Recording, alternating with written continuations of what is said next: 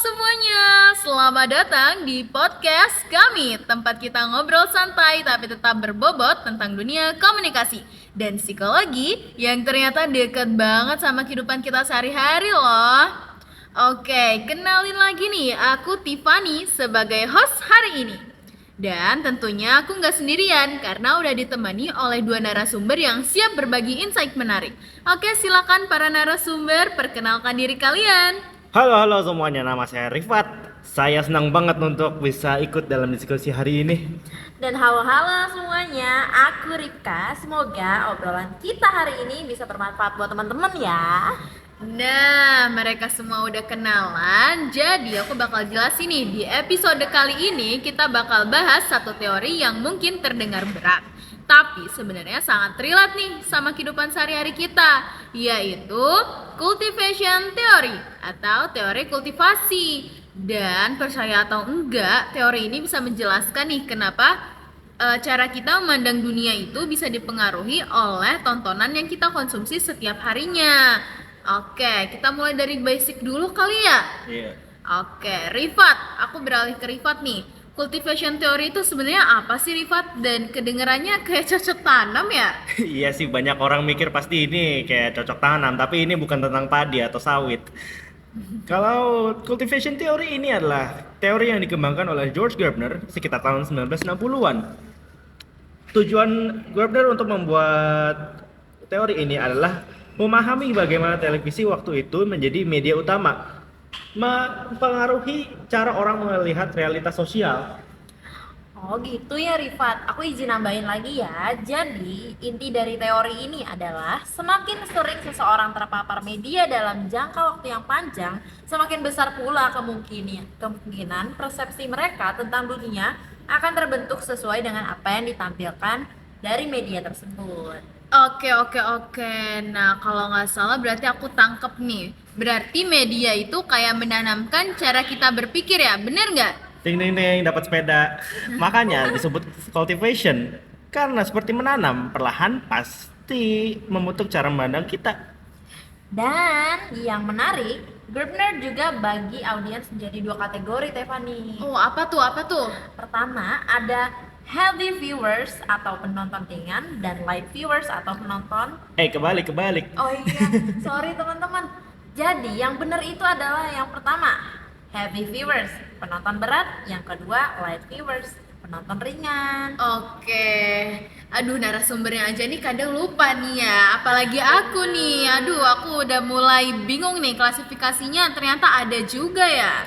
Tenang, ribet ada perbedaannya nih. Kalau penonton berat itu orang yang mengonsumsi media dalam jumlah besar, misalnya nonton TV atau konten digital berjam-jam setiap hari. Bayangkan saja duduk di sofa selama 8 jam seharian. Sedangkan penonton ringan lebih jarang terpapar. Nah, jadi penonton berat itu lebih cenderung ke mudah percaya bahwa dunia nyata itu sama seperti yang digambarkan di media. Misalnya, kalau misalnya lebih sering nonton konten kriminal, mereka lebih merasa bahwa dunia ini berbahaya daripada kenyataannya. Oke, I get it. Jadi ini ya yang kadang bikin orang jadi overthinking atau takut berlebihan. Oke, biar lebih kebayang nih, kita masuk ke contoh kali ya. Rifat, kamu kan tadi sempet mention tuh tentang Looney Tunes, ya nggak sih? Iya, Looney Tunes. Tapi yang kita bahas di sini Looney Tunes yang versi lama. Oke. Kurang lebih tuh versi waktu tahun 1940-an. Saat puncak-puncaknya Perang Dunia II. Dulu itu banyak banget adegan kekerasannya, sampai ada yang ketimpa lah, ada yang kena ledakan. Tapi semua itu dibungkusnya dalam humor. Wow. Bahkan ada konten rasisme yang parah banget. Aduh. Waduh, itu parah banget sih ya. Tapi bukan cuma kekerasan, ada juga unsur stereotip rasial yang sekarang dianggap nggak pantas. Tapi karena disajikan lucu, orang-orang jadi nggak sadar ya berarti? Nah, itu poinnya. Karena dikemas sebagai hiburan, penonton, terutama anak-anak biasa menganggap itu normal. Bahkan saat melihat orang yang berkulit hitam, mikirnya mereka akan seperti yang ada di kartun. Kenyataannya saja tidak. Oke. Kalau dikaitkan dengan cultivation theory, paparan jangka panjang terhadap konten seperti ini bisa berdampak kayak Nih, contohnya menganggap kekerasan sebagai hal yang biasa aja. Bahaya Parah banget tuh. ya. Heeh. Terus ada menggunakan agresi sebagai cara menyelesaikan masalah. Hmm. Terus bisa menurunkan rasa empati dan terbentuknya stereotip terhadap kelompok baru. Itu Aduh, wah, parah. parah banget ya. Oke, padahal di dunia nyata itu jelas bukan sesuatu yang bisa dianggap sepele, ya nggak? Tuh. Karena lihat media terus yang sama saja karena ada kekerasan, ada rasisme, otak kita bisa menganggap itu sebagai sesuatu yang wajar saja. Dan yang lebih menarik, proses ini terjadi tanpa kita sadari. Jadi kita harus lebih aware ya teman-teman. Oke, jadi sebenarnya kita itu bisa dibentuk tanpa sadar ya, secara tidak langsung. Bener banget. Aduh, oke deh. Coba tapi kita sekarang lihat dari sisi sebaliknya nih ya. Boleh, Karena boleh. tadi kan cukup suram nih ya. Tapi kalau misalnya dilihat dari sisi sebaliknya, kalau yang dikonsumsi itu media positif, efeknya bisa positif juga nggak sih sebenarnya? Bisa banget. Kita ambil contoh ya dari kartun namanya Sesame Street. Sesame Teman-teman Street. pasti tahu. Sesame Sesame apa Sesame Street kalau nggak salah disebutnya. Oke. Ya, pokoknya itulah. Perbedaan pronunciation kali Iya. ya. Oke. Lanjut nih, Ripka mungkin tadi mau ngomong apa lagi? Oke, jadi program ini dirancang untuk edukasi anak-anak dengan nilai seperti empati, inklusivitas, kerjasama, penyelesaian konflik secara damai. Nah betul, di Sesame Street ini konflik nggak diselesaikan dengan kekerasan, tetapi dengan komunikasi dan pengertian. Ingat anak-anak, jika ingin mendapatkan teman yang banyak, jangan rasis.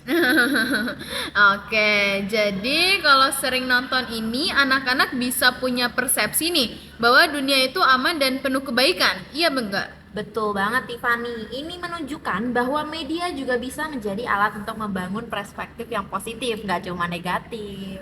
Dan sejalan dengan cultivation theory, Gardner mengatakan bahwa apapun yang dominan kita konsumsi itu akan membuat cara kita melihat dunia. Oke, kalau nih ya kita tarik ke zaman sekarang, apakah teori ini masih relevan? Sangat relevan, bahkan sampai kuat sampai sekarang. Contohnya, kita kan sudah punya TikTok, Instagram, YouTube, itu menjadi penggantinya televisi. Ya, mereka adalah media yang baru, media digital. Ditambah lagi dengan algoritma dari media sosial itu, kita jadi lebih sering dikasih konten yang mirip terus-menerus, tergantung dari apa yang kita konsumsi sehari-hari. Jadi, tanpa kita sadari, kita terpapar perspektif yang sama secara berulang-ulang. Waduh, iya sih ya. Kadang kita tuh ngerasa kayak, aduh, semua orang kok kayak gini sih. Padahal itu kan cuman bubble dari kita aja, kayak FYP yang ditunjukkan gitu ya. Iya, karena efek dari FYP kita, algoritmanya menunjukkan kalau semua orang kayak gini itu adalah hasil dari cultivated reality.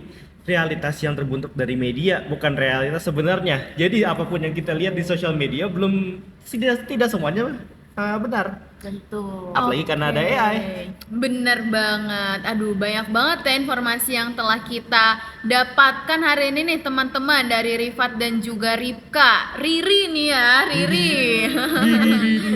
Dari pembahasan hari ini kita bisa melihat nih bahwa media itu punya pengaruh yang sangat besar terhadap cara berpikir dan melihat dunia. Nah, gimana tuh Ripka tanggapannya? Makanya penting bagi kita buat lebih sadar dan kritis dari apa yang kita konsumsi, terutama di media sosial. Dan tidak semua yang ada di media mencerminkan kenyataan yang sebenarnya. Oke, pas banget nih ya. Jadi pesan untuk teman-teman, mulai sekarang yuk lebih melek media, lebih selektif, lebih kritis, dan lebih sadar nih bahwa apa yang kita tonton itu bisa membentuk cara kita melihat dunia. Karena pada akhirnya media bukan hanya soal hiburan, tapi juga soal bagaimana nih kita memahami realitas. Oke teman-teman semuanya, terima kasih sudah mendengarkan podcast kami. Thank Terima you kasih semuanya. Sampai jumpa di episode berikutnya. Dadah!